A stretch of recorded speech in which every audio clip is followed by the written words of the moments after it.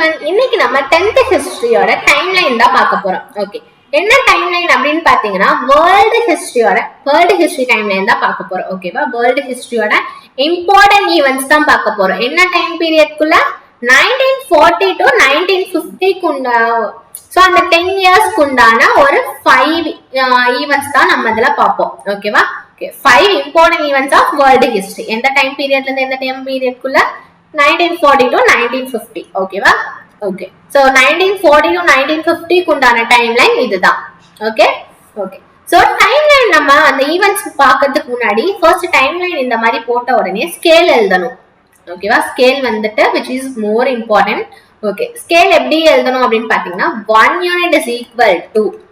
Okay, so first 1 unit அப்படின்னா என்னன்னு பாத்தீங்கன்னா சோ இந்த 1940 to 1945 எழுதியிருக்கேன் பாத்தீங்களா. சோ இது வரைக்கும் தான் என்னோட 1 யூனிட் அப்படின்னு சொல்லக்கூடியது. ஓகேவா, 1940 to 1945 தான் என்னோட 1 யூனிட். ஓகேவா, சோ இந்த 1 யூனிட்குள்ள நான் எவ்வளவு இயர்ஸை கவர் பண்ணிருக்கணும் அதுதான் வந்துட்டு நான் 1 யூனிட் இஸ் ஈக்குவல் டு அப்படின்னு நான் எழுதுவேன். ஓகேவா, ஓகே. சோ இந்த 1 யூனிட்குள்ள நான் எவ்வளவு இயர்ஸை கவர் பண்ணிருக்கேன்? 5 இயர்ஸை கவர் பண்ணிருக்கேனா? ஓகே, அப்போ என்னோட 1 unit is equal to 5 years. ஓகேவா, இது வந்துட்டு என்னோட டைம்லைனுக்கு உண்டான ஸ்கேல். ஓகேவா, சோ நீங்க வேற மாதிரி டைம்லைன் போட்டீங்க அப்படின்னா அதுக்கு தகுந்த மாதிரி நீங்க ஸ்கேல் எழுதிக்கணும். ஓகேவா, இப்போ அந்த 5 இம்பார்ட்டன்ட் ஈவென்ட்ஸ் என்னென்ன அப்படின்னு சொல்லி பார்ப்போமா? ஓகே, சோ 5 ஈவென்ட்ஸ் பார்க்க போறோம். சோ ஃபர்ஸ்ட் 3 ஈவென்ட்ஸ் வந்துட்டு ஃபர்ஸ்ட் 3 இயர்ஸ்லயே நம்ம பார்க்க போறோம். ஓகேவா, 1940ல ஆகஸ்ட் ஆஃபர், 1940ல ஆகஸ்ட் ஆஃபர். ஓகேவா, ஃபர்ஸ்ட் 3 ஈவென்ட்ஸ் ஃபர்ஸ்ட் 3 இயர்ஸ்லயே பாப்போம்னு சொன்னோம் இல்லையா. ஒரு ஈவென்ட் பார்த்தாச்சா. அடுத்து 1941ல பாத்தீங்கன்னா Pearl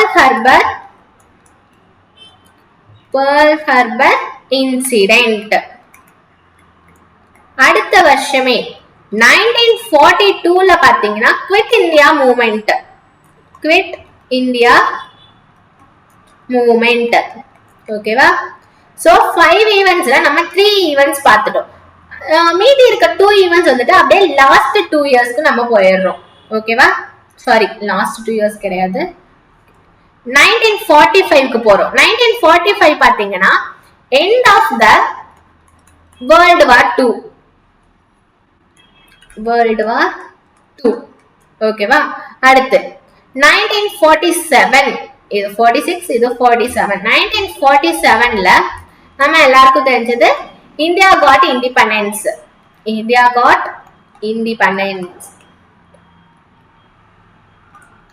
சோ இதுதான் வந்துட்டு 1940 to 1950 உண்டான இம்பார்ட்டன்ட் ஈவென்ட்ஸ். ஓகேவா, ஓகே. ஒரு சம்மரி பார்க்கலாமா? ஓகே, சோ நம்ம என்ன பார்த்தோம்? டைம்லைன் வந்து எந்த டைம்லைன் பார்த்தோம்? வேர்ல்டு ஹிஸ்டரியோட டைம்லைன் தான் பார்த்தோம். சோ அதுல வந்து டைம் பீரியட் என்னன்னா 1940 to 1950.